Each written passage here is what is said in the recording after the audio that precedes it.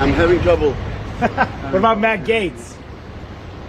He's a part of We'll have a confirmation process. I don't know yet. I think about that one. Do you have any concerns about it? We'll see. Do you think Matt Gaetz is confirmable? We'll find out, won't we? Senator Kennedy, what do you think of Matt Gaetz as Attorney General?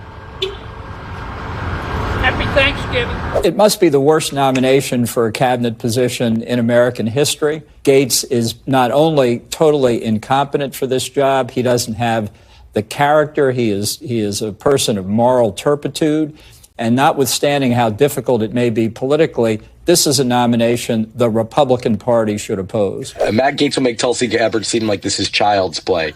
Matt Gaetz is going to have a tremendously difficult time. I can't even say this with a straight face. A tremendously difficult time being confirmed as Attorney General. No one can keep a straight face with this pick. Matt Gaetz for Attorney General, for perhaps the most powerful position in the country, second to the president. Far more, of course, than vice president. Far more than most cabinet positions who typically just act exactly at the pleasure of the president. The Attorney General is supposed to be the number one law enforcement official in the government, the one check on the president's power based on the rule of law, based on the letter of the law. And Trump just chose the most obvious lackey, kiss ass, in Trump's pocket, support him at all costs, immoral, insane pick, who clearly is going to be enacting what the worst parts of what we feared a second Trump administration would be. I'm Ben Gleib for Rebel HQ. You can subscribe to my podcast, Last Week on Earth, where I dive much deeper in depth on this and don't always do so sober for very obvious reasons. Matt Gaetz, in a lot of ways, is the perfect Attorney General for Donald Trump.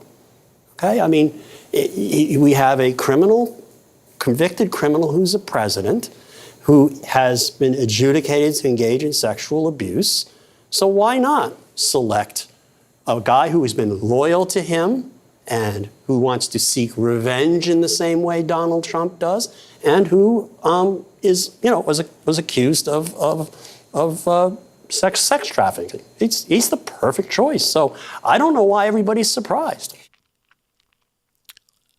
This is where we are in America. I've tried really hard to just wait and see what would happen under a second Trump administration. Maybe a lot of it was bluster. What's the point in getting upset when something is a fact now, when it's inevitable? May as well wait until the first fight we have to fight. And who'd have thought that would be coming before he even gets sworn back in? But just a mere week after the election, the list of people he has nominated just get worse and worse by the day. Kristi Noem shot her dog in the face. Marco Rubio, complete lackey also, called Trump a con man, said he wouldn't trust him with anything. Now is going to be his Secretary of State. Stephen Miller, straight up white nationalist, horrible human being in every way. Pete Hegseth, Fox News contributor, Secretary of Defense. He did serve in the military. He also doesn't believe in washing his hands, doesn't think germs are real, doesn't think women should be in combat, and is just generally seems to be not a very serious person.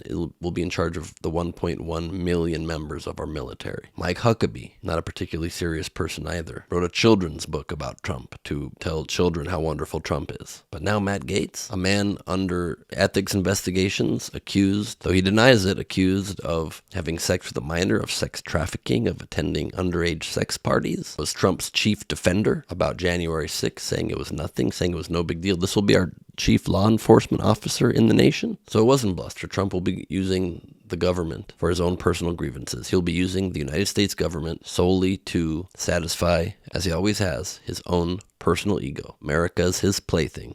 It's his play toy. He gets to do what he wants with us. That's his favorite thing to do, is just grab things, and I guess we have to let him do it now. It's wild. Matt Gaetz, laughed at by even Republican members of Congress. Hopefully, he does not get confirmed. Hopefully, they don't fall in line with Trump's already request to make recess appointments, which means they don't get Senate hearings if he gets approval to do appointments while Congress is not in session, therefore kind of negating the purpose of Congress. Remember when Merrick Garland was nominated to Supreme Court, Obama did not do recess appointments for that, which he could have done because he wanted to respect the rule of law. I thought that was a bad decision then, and I think Trump pushing for it now is a bad decision because turnabout is fair play and because these people are immoral idiots. I forgot to mention Tulsi Gabbard also is one of these great choices of Donald Trump. Matt Gaetz, a man who somehow simultaneously looks like both Beavis and Butthead, might be our nation's top cop. There will probably now, for sure it seems, be picks like Marjorie Taylor Greene, my pillow guy. Hulk Hogan will probably get a cabinet position. Dana White. Okay. Agreed, Henry. Agreed. So, there we have it. As Chris Murphy said, this is a red alert moment for American democracy.